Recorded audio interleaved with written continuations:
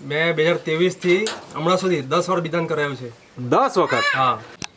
નમસ્કાર પશુપાલક મિત્રો, આજે આપણે એક પશુપાલકનો ઇન્ટરવ્યૂ લેવા માટે આવેલા છે. એમની ગાય છે, એમને કંઈક સમસ્યા હતી, તો સમસ્યા શું હતી અને કેવી રીતના સારી થઈ એ આપણે આ પશુપાલક મિત્ર જોડે વાત કરીને એમના પરિચય સાથે આપણે જાણવાની કોશિશ કરીએ. તો સૌપ્રથમ તમારું નામ બોલજો. શું નામ છે? મારું નામ અભિજીત અનિલભાઈ પવાર, ઓકે. ગામ ચરવી, હમ તાલુકો વાંસદા, હમ જિલ્લો નવસારી. ઓકે. હવે તમારી જે આ ગાય છે એ મતલબ અહીંયાની જ છે કે પછી વેચાતી લાવેલા કે કેવું? અહીંયા જ છે. અચ્છા, ઘરની જ છે ગાય. મતલબ તમારી જ ગાય હા, છે. અમારી જ ગાય. બરાબર.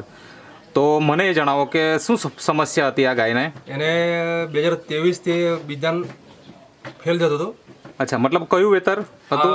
પહેલા વેતરમાંથી. પહેલા વેતરમાં? હા, અચ્છા, એટલે આ પહેલું જ વેતર હતું પહેલે જતો હતો. અને બીજદાન કરાવતા હતા હા, પણ ફેલ થતી ફેલ હતી. થતો હતો 2000 ને કયાથી? 23 થી. 2023 થી? હા, એટલે અત્યારે તો ચાલે 2026, 26. બરાબર ને? હમ.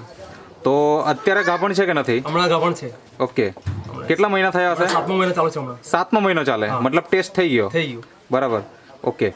તો આજે 2023, 2024, 2025 અને 2026, 26. બરાબર ને? એટલે લગભગ 3 વર્ષ જેવા થઈ ગયા એમ કહેવાય, હા, બરાબર. બરાબર ને? હમ. તો 3 વર્ષ દરમિયાન જો કોઈ પણ પશુપાલક એની ગાય જો ગાભણ નહીં રહેતી હોય તો એક જ સોલ્યુશન એનું કે એ વેચી નાખે, કાઢી નાખે, જે લઈ જાય એ. તો તમે કેટલી વખત બીજદાન કરાવ્યું પહેલી વખત એ જણાવો કે આટલા વર્ષો દરમિયાન? મેં 2023 થી હમણાં સુધી 10 વાર બિદાન કરાયું છે. 10 વખત? હા. અને એમાં એક વખતનો ખર્ચો કેટલો આવે? એક વખતનો ખર્ચો હમણાં 100 રૂપિયા. 100 રૂપિયા. હમ. એટલે એક વખત 100 રૂપિયા, હા, એટલે 10 વખત કર્યું તો 1000 રૂપિયા તો ખરો જ, બરાબર ને? બરાબર. એટલો ખર્ચો તમે કરી નાખ્યો. હા. હવે આ જે ગાય છે એ તમે ઘરના માટે રાખી કે પછી દૂધ ડેરીમાં આપવા માટે? ઘરના માટે પણ, અને થોડું જે વધારે થતું હોય તે ડેરીમાં ઓકે. આપીએ છીએ અમે. ઓકે, એટલે એક જ ગાય છે કે બીજી પણ એક જ છે? છે, એક જ. એક જ છે. તો ઘરે પણ કામ લાગે હા. અને આપણે ડેરીમાં પણ બચત આપી શકીએ, હા. એના માટે આપણે પશુપાલન કરીએ છીએ. હા. તો જ્યારે 10 વખત ફેલ થાય તો વ્યક્તિ શું વિચારે કે હવે તો વેચી નાખવાનો? એવો કોઈ વિચાર તમારા આવ્યા કે નહીં આવ્યા? ઘણી વાર આવેલો. હમ હવે ખાલી ને ખાલી જાય છે તો પછી રાખીને શું કરવું એવું થયું મને. ઓકે. પછી પાછો એકવાર ટ્રાય કરી, બીજી વાર 11મી. હા. ત્યારે પછી ગૌરંગભાઈ પાસે મેં દવા લીધી. ઓકે. શું લીધું તમે થોડીક બતાવો ને. આ લીધી પેટવેટ. ઓકે. એ ગાયને મેં ખવડાવેલો હતો. કેટલા સમય પહેલા ખવડાવ્યું હશે? આ ગાય બીજા રહેવાના 2-3 મહિના પહેલા ખવડાવેલો હતો. અચ્છા, એટલે અત્યારે 7 મહિના થઈ ગયા. હા, 7 મહિના થઈ ગયા. એટલે બીજા 3 એટલે 10 મહિના પહેલાની વાત હા, છે, હા, બરાબર ને? હા. તો 10 મહિના પહેલા તમે આ પેટવેટ તમારી ગાયને ખવડાવ્યું. ખવડાવેલું. કેટલા ટાઈમ? આ 1 મહિના સુધી ખવડાવેલું. 1 મહિના સુધી? એટલે એક ટાઈમ, 2 ટાઈમ? 2 ટાઈમ. 2 ટાઈમ. હા. એટલે શેની સાથે ખવડાવતા? આ દાણ સાથે કે? આપણે એનું સુગંધાણો હતો. અચ્છા, તેની સાથે. એની સાથે હા. એક ચમચી? હા, 1 ચમચી. ઓકે. હવે આવું જ્યારે ખવડાવવાનું ચાલુ કર્યું હા. એટલે આનો ઉપયોગ તમે બીજદાન નથી રહેતું એમ કરીને જ તમે ચાલુ કર્યું? હા, તેના માટે ચાલુ કરેલું હતું. બરાબર. અને 3 મહિના ખવડાવ્યું, હા. પછી ગરમીમાં આવી હશે ગરમી આવી પાછી. અને પછી બીજદાન કરાવ્યું. હા.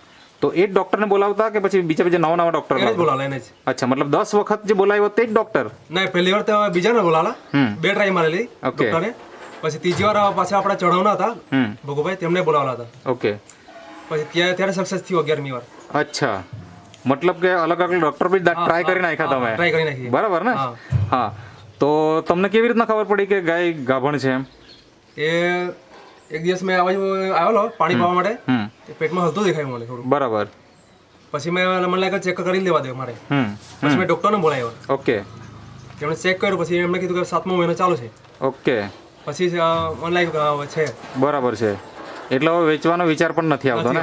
હવે માનો કે આવી ગાય હોય કે જે ગાભણ જ નહીં રહી હોય, હા. એ ગાય કેટલામાં લઈ જવું હોય તો? એ તો ફ્રીમાં જ આપવું પડે. ફ્રીમાં જ આપવું પડે.